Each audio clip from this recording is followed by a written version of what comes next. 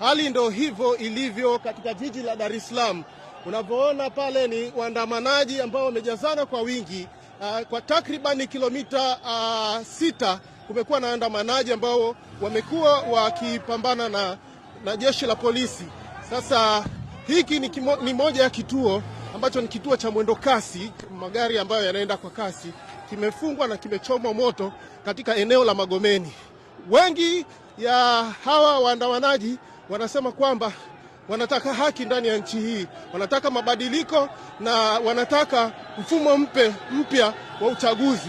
Na hiki kinachoendelea, kuna gari la jeshi la wananchi ambalo linapita, wanasema kwamba wana imani na jeshi la wananchi na hawana imani na jeshi la polisi. Kwa hiyo wanaunga jeshi mkono na wanataka haki na mabadiliko Tanzania.